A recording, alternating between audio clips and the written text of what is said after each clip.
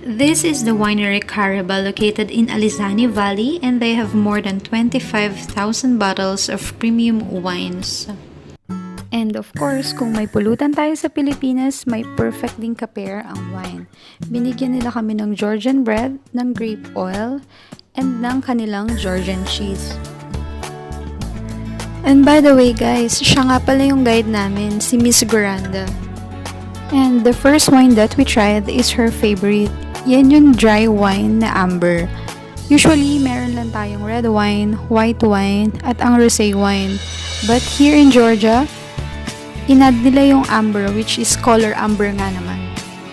The next one that we tried is the white wine. Actually, ang daming klase talaga ng trinay namin. Hindi ko alam kung wine tasting na ba siya o talagang inuman na.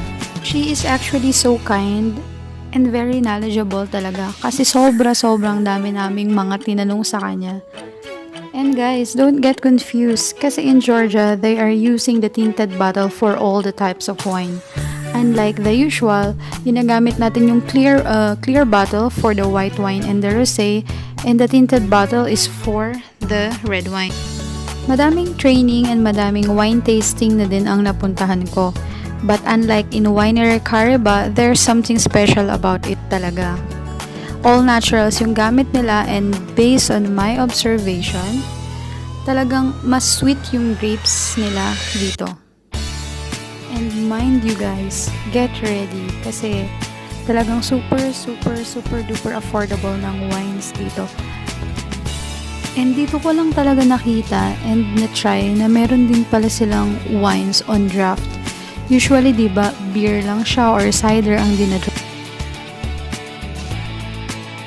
Ang cheapest price ata ng wine na nabili ko dito is around 6.50 lari, which is super duper affordable, diba? And dito ko lang din talaga na-try na mag-breakfast kasama ang wine. Wine tasting din talaga yung isa sa mga favorite kong part ng travel ko sa Georgia. And nakalimutan ko nga palang ipakilala sa inyo kung sino yung kasama ko sa trip na to. I'm with Alan and with Colleen. They are both from Uganda. After ng aming wine tasting ay pinatikim din sa amin yung chacha.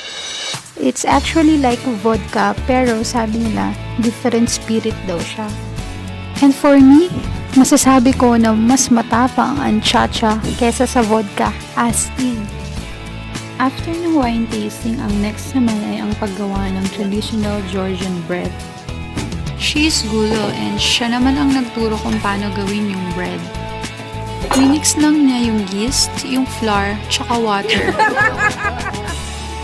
She looks very serious. Your gloves.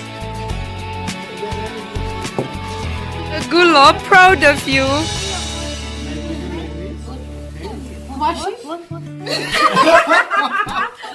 Okay, let's see. Oh my God, Gulo. Like very long one? Shock you are. Like this? Why is it mine getting blown? Okay, it's enough. It's enough. She do like that. She do like that. Yes, like this. Yeah, like you play in the piano. Okay, let's.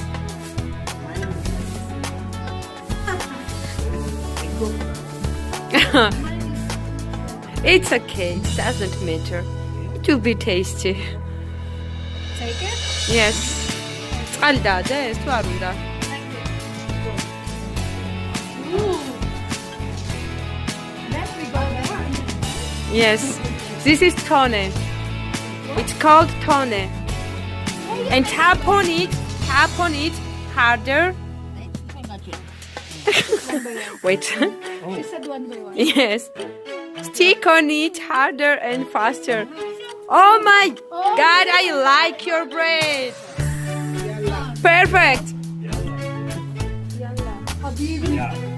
Stick and Yalla, yalla. Stick and tap on it very harder and faster. Perfect. Gula like your bread. Excuse me?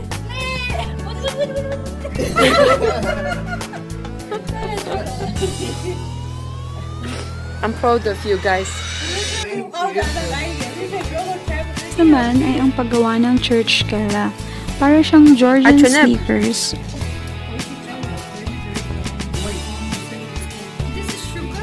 No, this is grape juice and flour. Without any sugar. No, we never add sugar when we make something for grape because our grape is very sweet.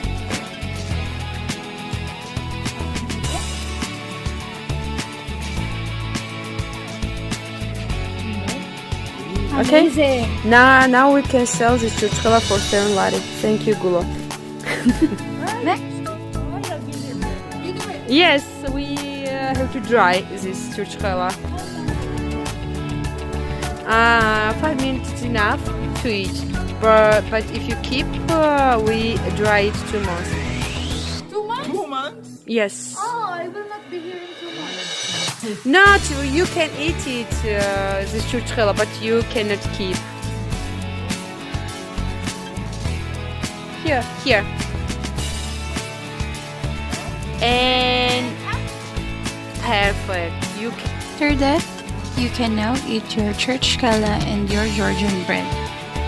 And look at Colin's dance move after drinking cha-cha.